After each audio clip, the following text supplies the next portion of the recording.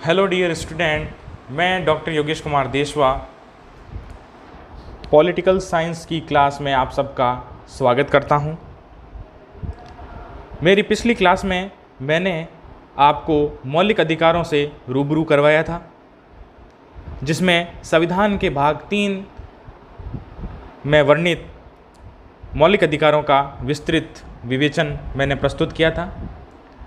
मौलिक अधिकारों में भाग 3 और अनुच्छेद नंबर 12 से लेकर 35 तक मौलिक अधिकारों का वर्णन किया गया है।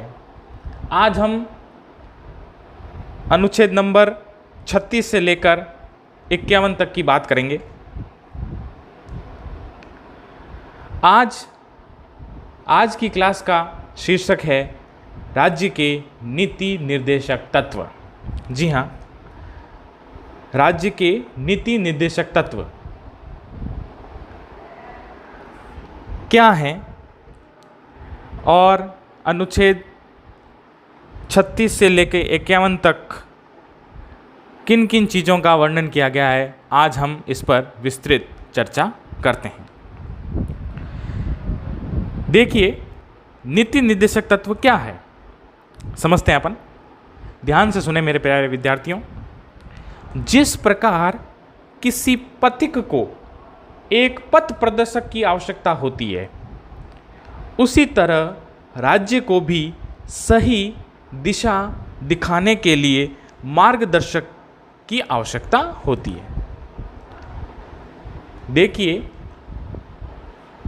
हम किसी नए स्थान पर पहुंच जाते हैं और हमें उस स्थान तक, अपने गंतव्य तक, अपने लक्ष्य तक हम पहुंचने में हमें दिक्कत है, क्योंकि हम नए नए उस सिटी में आए हैं। तो हम किसी को पूछेंगे, किसी राहगीर को जो वहाँ का लोकल होगा कि भाई हमें वहाँ जाना है, तो वो आपको गाइड करेगा कि आप ऐसे ऐसे करके आप वहाँ पर जा सकते हैं, ये आपका शॉर्टकट रहेगा, और यहाँ से जाएंगे तो आपको लॉन्ग कट रहेगा, तो आप अपनी सहूलियत के हिसाब से यहाँ से जाएं और जल्दी पहुँचें। तो एक गाइड का हमारे लिए कितना महत्व है हमारे जीवन में। आप देखिए, पर्यटन के लिए कितने विदेशी लोग आते हैं, तो जो यहाँ के स्थानीय गाइड जो होते हैं वो उनको उस सिटी में घुमाने ले जाते हैं और उन्हें बताते हैं कि यहाँ पर ये हुआ था, ऐसे हुआ था, ताकि वो उनसे समझ सके, उसको सीख सके। तो उसी प्रकार राज्य को कैसे कार्य करना चाहिए, उसको दिशा निर्देश का कार्य ये राज्य के नीति निर्देशक तत्वों द्वारा होता है। राज्यों के लिए नीति निर्देशक तत्व एक पथ प्रदर्शक का कार्य करते हैं, राह दिखाने का कार्य करते हैं। इसलिए आयरलैंड के संविधान से प्रभावित होकर भारतीय संविधान के भाग 4 के अंतर्गत अनुच्छेद नंबर 36 से लेकर 51 तक इसका वर्णन किया गया है। देखिए, आयरलैंड की संविधान की खूबसूरत विशेषता नीति निर्देशक तत्वों को हमने हमारे संविधान में भी स्थान दिया है।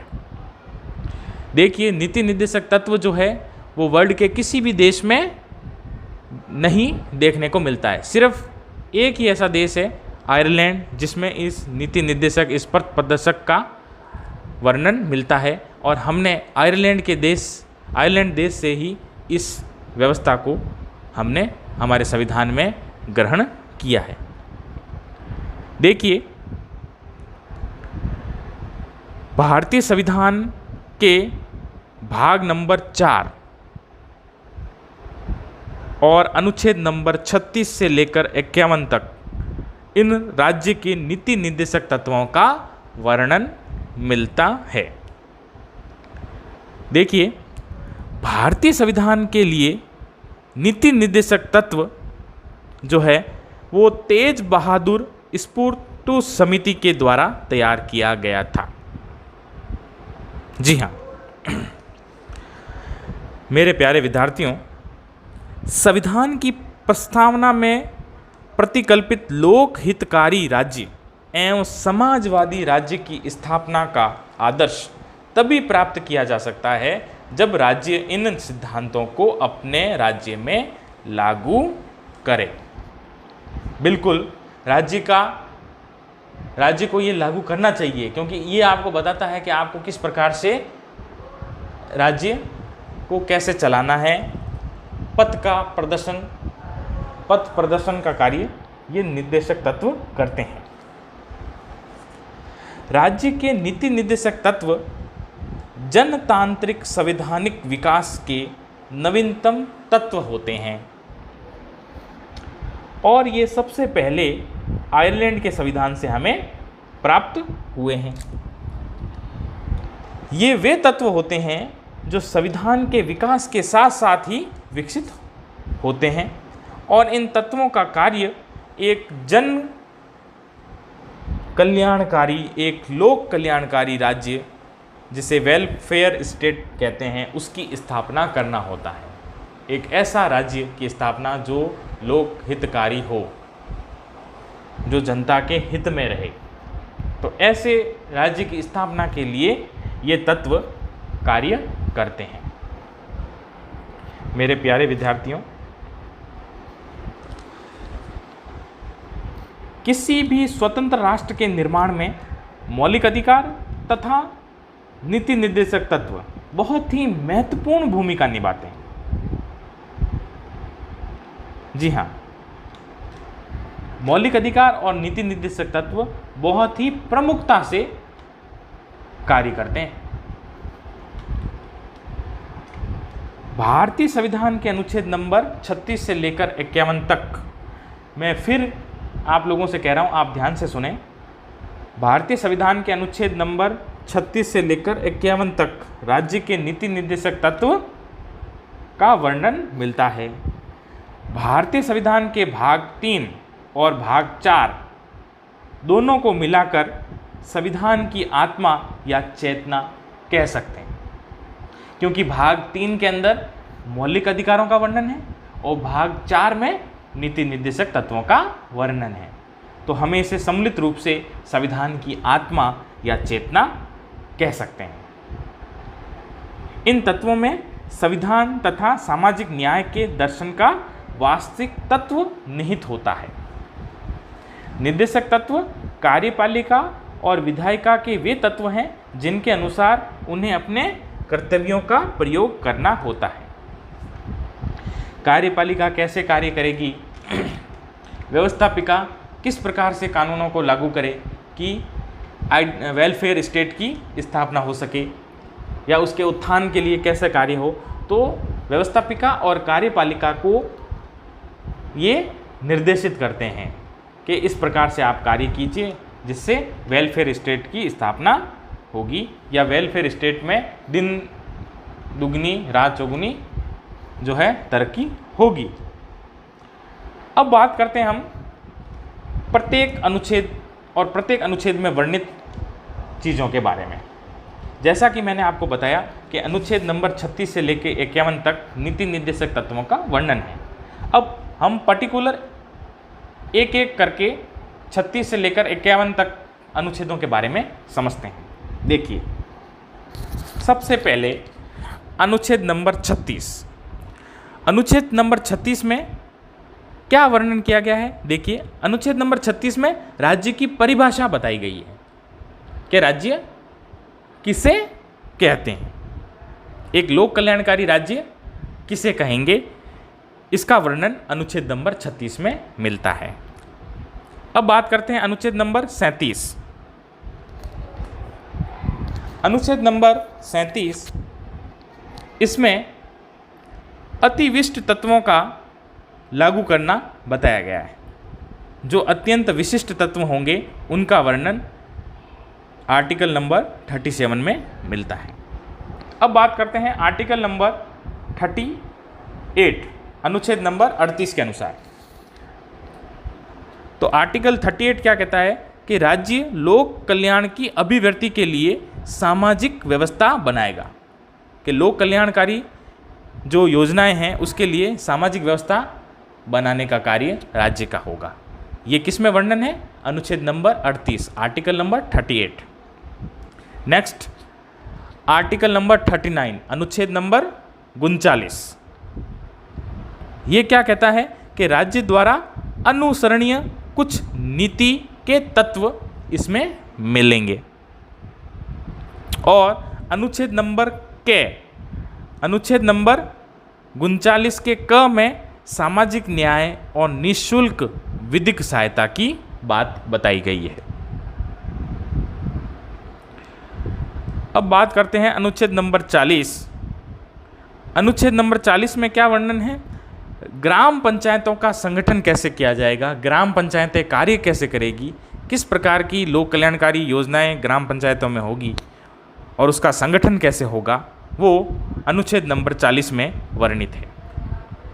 अब बात करते हैं अनुच्छेद नंबर 41, आर्टिकल नंबर 41। इसमें किस चीज़ का वर्णन है? देखिए, कुछ दशाओं में कार्य, शिक्षा, लोक सहायता पाने का अधिकार। स्पेशल जो टर्म्स होगी, इस कुछ दशाएं होगी, उसमें काम कैसे किया जाए, शिक्षा के क्षेत्र में लोक सहायता कैसे प्राप्त की जाए, उन सब का वर्णन आर्टिकल नंबर 41 में मिलता है। नेक्स्ट, आर्टिकल नंबर 42, अनुच्छेद नंबर 42, काम की न्याय संगत और मानवोचित दशाओं का तथा प्रसूति सहायता का उपबंध। देखिए, अनुच्छेद नंबर 42 में क्या है कि प्रसूति मतलब जो गर्भवती महिला है उसको कैसे सहायता पहुंचाई जाए, उसके स्वास्थ्य की कैसे रक्षा की जाए, आप जो कार्य कर रहे हैं वो न्याय संगत है या नहीं है, और मानव की उचित दशाएं क्या हो सकती है, जननी सुरक्षा योजनाएं, इन सब का वर्णन आर्टिकल नंबर 42 अनुच्छेद 42 में वर्णित है। अगला आर्टिकल नंबर 43, अनुच्छेद नंबर 43, कर्मचारियों के काम के बदले उनको मजदूरी मिलनी चाहिए। मजदूरों के उत्थान के लिए कर्मचारियों को उनके कार्य के बदले पारिश्रमिक के लिए दिशा निर्देश जो हैं आर्टिकल नंबर 43 में वर्णित है। और इसी 43 के क भाग में उद्योगों के प्रबंध के बारे में और उद्योगों के कर्मचारियों के बारे में वर्णन मिलता है। अब बात करते हैं अनुच्छेद नंबर 44, आर्टिकल नंबर 44। अनुच्छेद 44 में नागरिकों के लिए एक समान नागरिक संहिता का वर्णन मिलता है कि देश के नागरिक समान रूप से सभी को समान अवसर प्रदान किया जाएगा। एक समान नागरिक संहिता का वर्णन अनुच्छेद नंबर 44 में मिलता है। अब बात करते हैं अनुच्छेद नंबर 45, आर्टिकल नंबर 45। छोटे बालकों के लिए निःशुल्क शिक्षा उपलब्ध करवाना, उसकी विस्तृत दिशा निर्देश आर्टिकल नंबर 45 आर्टिकल नंबर 45 में मिलता है। छोटे बच्चों के लिए निःशुल्क शिक्षा और अनिवार्य शिक्षा का उपबंध और इससे संबंधित शिक्षाएं, सर्व शिक्षा अभियान, ये सारी जो चीज़ें हैं, 6 क्लास तक मुफ्त शिक्षा, बालिका शिक्षा को बढ़ाना, ये सारी चीज़ें जो है मतलब बालक बालिकाओं के निःशुल्क शिक्षा का जो सब उपबंध है, जो व्यवस्था है, प्रबंधन है, उसको दिशा निर्देशित करने का जो है वर्णन वो आर्टिकल नंबर 45 में मिलता है। अब बात करते हैं आर्टिकल नंबर 46, अनुच्छेद नंबर 46। इसके अनुसार अनुसूचित जाति, अनुसूचित जनजाति और अन्य दुर्बल वर्गों में शिक्षा और अर्थ संबंधी हितों की अभिव्यक्ति करना। अनुच्छेद नंबर 46 क्या कहता है कि जो SC, ST और अन्य OBC या अन्य पिछड़ा वर्ग, इन वर्गों के अंदर शिक्षा को कैसे दुरुस्त किया जाए और अर्थव्यवस्था को और इनके आर्थिक हितों में कैसे अभिव्यक्ति की जाए, उन सब चीज़ों का वर्णन आर्टिकल नंबर 46 अनुच्छेद नंबर 46 में वर्णित है। अब बात करते हैं अनुच्छेद नंबर 47, आर्टिकल 47 क्या कहता है। देखिए विद्यार्थी, आर्टिकल नंबर 47 बालक बालिकाओं के पोषाहार के स्तर, मतलब संतुलित आहार उन्हें कैसे प्रोवाइड किया जाए और उनका जीवन स्तर कैसे ऊपर उठाया जाए। जो गरीब तबके के लोग हैं, जो गरीबी रेखा से नीचे हैं, उन लोगों में पोषाहार का स्तर कैसे सुधारा जाए और उनमें जीवन स्तर को कैसे सुधारा जाए। न्यूनतम जीवन स्तर जो है उसको कैसे बढ़ाया जाए। रोटी कपड़ा मकान जो है ये मूलभूत आवश्यकताएं हैं, इन आवश्यकताओं को कैसे पूर्ति की जाए। राज्य ऐसे कौन सी नीतियों का अनुसरण करे, ऐसे कौन से नीति बनाए, पॉलिसीज़ बनाए जिससे इन गरीब तबकों के लोगों को समय पर संतुलित आहार, पोषाहार मिले और उनके जीवन के स्तर में बढ़ोतरी आए और लोक स्वास्थ्य को सुधारा कैसे जाए। जो जनता के स्वास्थ्य है उसको कैसे सुधारा जाए और राज्य के इसके लिए क्या कर्तव्य हैं, क्या कार्य हैं जिनके द्वारा इन सब चीज़ों का जो है निराकरण तुरंत प्रभाव से हो। कुपोषण के शिकार बच्चों का तुरंत प्रभाव से उन्हें संतुलित आहार प्रदान किया जाए और इस सब व्यवस्थाओं को दुरुस्त किया जाए। तो पोषाहार और जीवन स्तर को ऊपर उठाना और जनता के स्वास्थ्य में सुधार लाना, ये सब चीज़ों का वर्णन जो है, दिशा निर्देश जो है, वो आर्टिकल नंबर 47 में अनुच्छेद नंबर 47 में मिलता है। अब विद्यार्थियों हम बात करते हैं अनुच्छेद नंबर 48, आर्टिकल नंबर 48। इसमें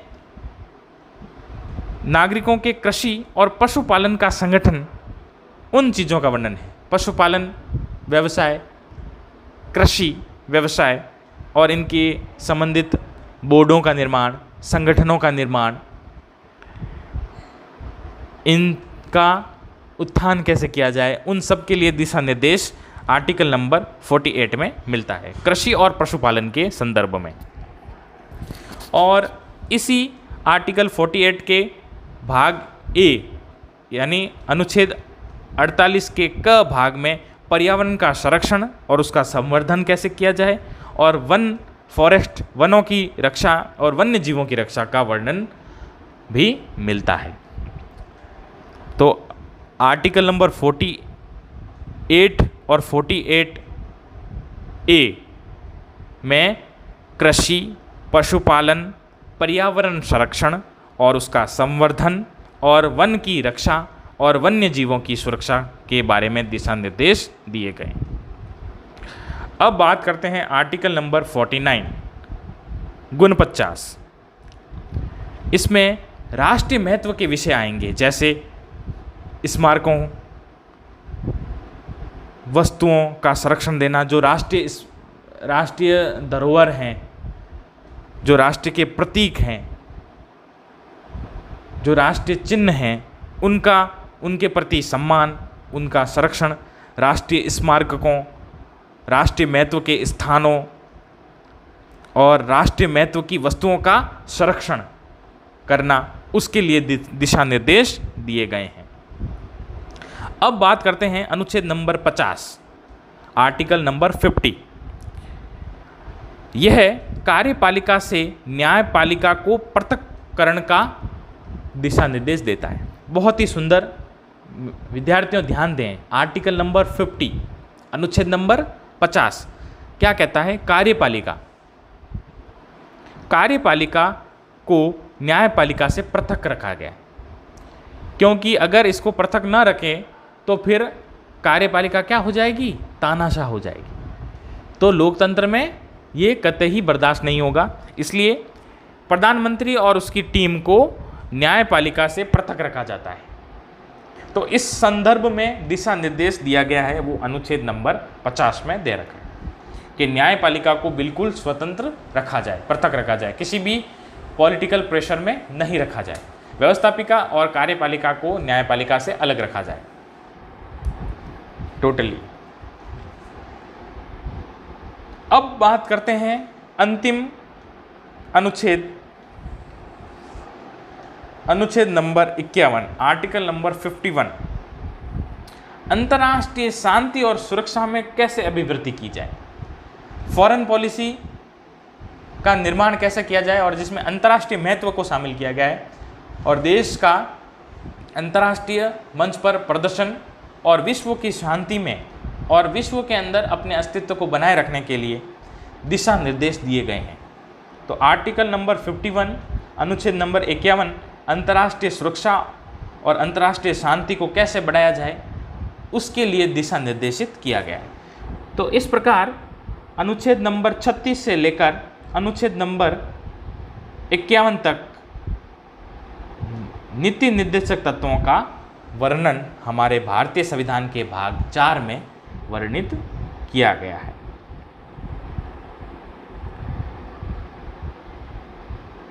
स्टूडेंट, मुझे आशा है कि आपको आज की क्लास बड़ी ही सारगर्भित और महत्वपूर्ण साबित हुई होगी। आप सभी का धन्यवाद। मिलते हैं अगले वीडियो में।